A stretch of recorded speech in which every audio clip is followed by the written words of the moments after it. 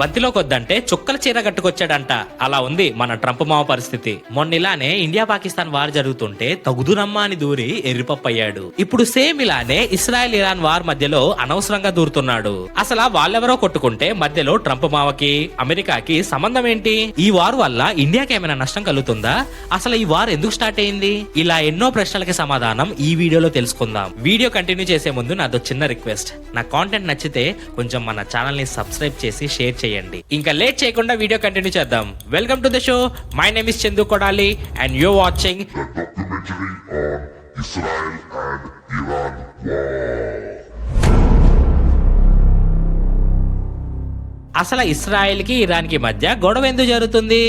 ఇది అర్థం కావాలంటే ముందు మనం వీటి యొక్క జియోగ్రఫికల్ లొకేషన్స్, అంటే ఇవి ఏ ఏరియాలో ఉంటాయో తెలుసుకోవాలి. ఈ ఇస్రాయెల్ అండ్ ఇరాన్ రెండు మిడిల్ ఈస్ట్ కంట్రీస్. ఈ రెండు కంట్రీస్ మధ్య ఇరాక్, సిరియా, సౌదీ అరేబియా అని కొన్ని కంట్రీస్ ఉన్నాయి. అయితే రీసెంట్ గా ఇరాన్ వాళ్ళ కంట్రీలో న్యూక్లియర్ బాంబ్ తయారు చేస్తున్నారన్న ఇన్ఫర్మేషన్ ఇస్రాయెల్ కి లీక్ అయింది. అంతే, దానితో రాత్రికి రాత్రే ఇస్రాయెల్ ఇరాన్ మీద వార్ డిక్లేర్ చేసింది.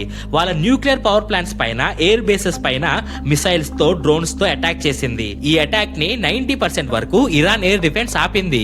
అయినా కూడా చాలా మంది అమాయక ప్రజలు, కొంతమంది హైయర్ అఫీషియల్స్ కూడా చనిపోయారు. అసలు ఇస్రాయెల్ ఇరాన్ వార్ ఎందుకు జరుగుతుందో తెలియాలంటే మనకి అమెరికా అండ్ రష్యా మధ్య ఉన్న రిలేషన్షిప్ గురించి తెలియాలి. మన ప్రపంచంలో మోస్ట్ పవర్ఫుల్ కంట్రీస్ రెండే రెండు, ఒకటి అమెరికా, ఇంకోటి రష్యా. ఈ రెండు కంట్రీస్ ప్రతిసారి నంబర్ 1 స్పాట్ కోసం కొట్టుకుంటా ఉంటాయి. సో మోస్ట్లీ ప్రపంచంలో ఎక్కడ వార్ జరిగినా కూడా ఒక పక్క అమెరికా సపోర్ట్ చేస్తుంది, ఇంకో పక్క రష్యా సపోర్ట్ చేస్తుంది. ఫర్ ఎగ్జాంపుల్ మన 1971 ఇండియా పాకిస్తాన్ వార్, ఆ వార్ లో కూడా అమెరికా పాకిస్తాన్ కి సపోర్ట్ చేసింది అండ్ రష్యా ఇండియాకి సపోర్ట్ చేసింది.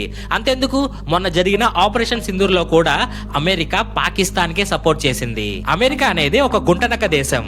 ఎప్పుడు మనల్ని పొగుడుతూ మన టెక్నాలజీలు వాడుకోవటం, మన మ్యాన్ పవర్ ని వాడుకోవటం, ఇవన్నీ మనల్ని బాగానే యూజ్ చేసుకుంటది.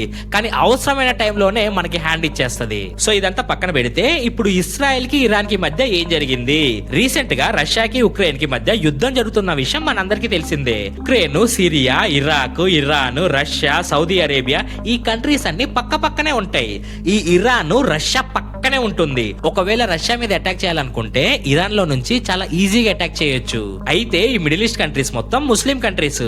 మొన్నటి దాకా ఇవన్నీ అమెరికాకే సపోర్ట్ చేసేవి. కానీ రష్యా ఉక్రెయిన్ వార్ మొదలైనప్పటి నుంచి ఇరాన్ రష్యాకి సపోర్ట్ చేయడం స్టార్ట్ చేసింది. దానితో రష్యా ఇరాన్ లో న్యూక్లియర్ బాంబ్ ని, న్యూక్లియర్ పవర్ ని క్రియేట్ చేయడంలో వాళ్ళకి హెల్ప్ చేసింది. ఈ విషయం పక్కన ఉన్న కంట్రీస్ కి అస్సలు నచ్చలేదు.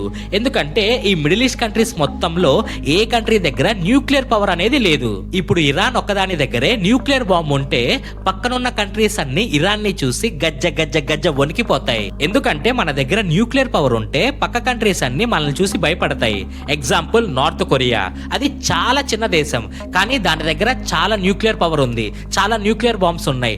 అందుకే ప్రపంచం మొత్తం నార్త్ కొరియాని చూసి భయపడిద్ది, because of their nuclear power. ఇప్పుడు సేమ్ ఇలానే ఇరాన్ కూడా రష్యా హెల్ప్ తో ఈ న్యూక్లియర్ బాంబ్స్ ని క్రియేట్ చేస్తుంది. ఒకవేళ అది కంప్లీట్ అయితే మనకి చాలా డేంజర్ అనుకుని అమెరికా ఇస్రాయెల్ తో ఈ అటాక్ చేపిస్తుంది. ఇంకో పక్క ఇరాన్ రష్యా సపోర్ట్ తో తిరిగి ఇస్రాయెల్ మీద మిసైల్స్ తో అటాక్ చేస్తుంది. ఇది చూసిన ట్రంప్ మామకి ఈగో బాగా హట్ అయినట్టుంది. సో వెంటనే తన ఫైటర్ జెట్స్ తో ఇరాన్ న్యూక్లియర్ బేస్ పైన attack చేపించింది. A short time ago, the U.S. military carried out massive precision strikes on the 3 key nuclear facilities in the Iranian regime: Fordo, Natanz, and Esfahan. Everybody heard those names for years as they built this horribly destructive enterprise.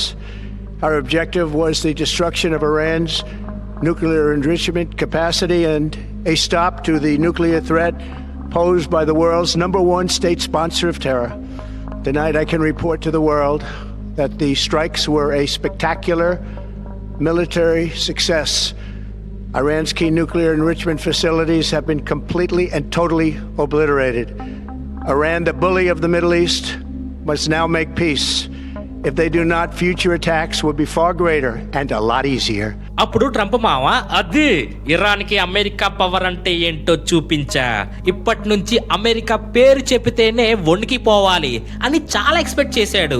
కానీ Trump మావ ఆనందం కొంతసేపటికే ఆవిరైపోయింది. Cut చేస్తే next డేనే Iran Khattar లో ఉన్న America air base camps పైన attacks చేసింది. దాదాపుగా 13 బేస్ క్యాంప్స్ ని నాశనం చేసింది.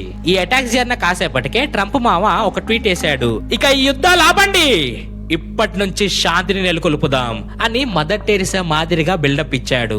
బహుశా రష్యాని చూసి భయపడ్డాడేమో. ఇంకో పక్క ఇరాన్ వాళ్ళేమో ఇదంతా కాదువా, ఆ ఇస్రాయల్ వాళ్ళు మా మీద అటాకులు చేస్తా ఉంటే మేము గమ్మున కూర్చోవాలా, వాడు ఆపేదాకా మేము ఆపము, అస్సలు తగ్గేదేలే అంటున్నారు. ఇంకో పక్క రష్యా ఇరాన్ కి మా సపోర్ట్ ఉంది, ప్రతి కంట్రీకి న్యూక్లియర్ పవర్ క్రియేట్ చేసుకునే హక్కు ఉంది అండ్ అందులో మేము ఇరాన్ కి హెల్ప్ చేస్తాం అని అంటున్నారు. ప్రస్తుతానికి సీజ్ ఫైర్ నడుస్తుంది. సీజ్ ఫైర్ అంటే ఒకళ్ళ మీద ఒకళ్ళు అటాక్ చేసుకోకూడదు అని ఒక రూల్. సో ఈ సీజ్ ఫైర్ ఎప్పటిదాకా ఉంటుందో తెలీదు. కానీ ఈ మొత్తం సిచ్యువేషన్ లో ట్రంప్ మామ అనవసరంగా దూరి పెద్ద కొండరి పప్పయ్యాడు. ఇప్పుడు ఈ వార్ వల్ల ఇండియాకి కలిగే నష్టం ఏంటి? యాక్చువల్ గా ఈ మిడిల్ ఈస్ట్ కంట్రీస్ నుంచే మన ఇండియాకి పెట్రోల్, డీజిల్ ఎక్సెట్రా ఇలాంటివి ఇంపోర్ట్ అవుతాయి. ఈ వార్ వల్ల ఇంపోర్ట్స్ కొంచెం తగ్గి పెట్రోల్, డీజిల్ ప్రైజెస్ కొంచెం పెరిగే అవకాశం ఉంటుంది. We had diversified the sources of supply, and out of the 5.5 million barrels of crude oil that India consumes daily, about 1.5 and 2 million only come through the Straits of Hormuz. We import roughly 4 million barrels through other routes, and our companies, the oil marketing companies, have enough stocks. Most of them have stocks up to 3 weeks. One of them has in fact 25 days stocks.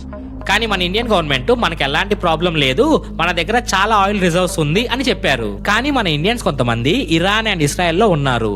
వాళ్ళని safe గా India తీసుకురావడానికి మన government చాలా కష్టపడుతుంది.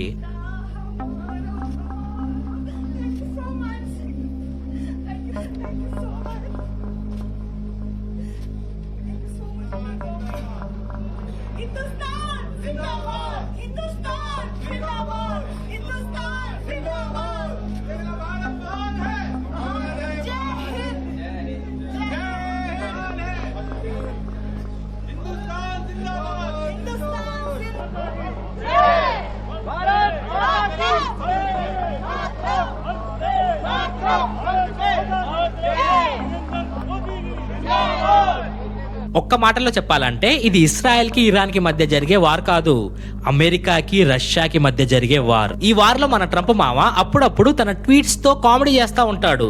దాన్ని నవ్వి వదిలేయాలే గానీ అంత సీరియస్ గా తీసుకోవాల్సిన అవసరం లేదు. We basically have two countries that have been fighting so long and so hard that they don't know what the fuck they're doing. Do you understand that? That's all for today. నా explanation నచ్చుంటే ఈ వీడియోని like చేసుకోండి, ఇంకా బాగా నచ్చితే share చేయండి and తప్పకుండా మన ఛానల్ ని సబ్స్క్రైబ్ చేసుకోండి. అండ్ వెళ్లే ముందు నేను ప్రీవియస్ గా చేసిన కొన్ని వీడియోస్ ని ఇక్కడ డిస్ప్లే చేస్తున్నాను.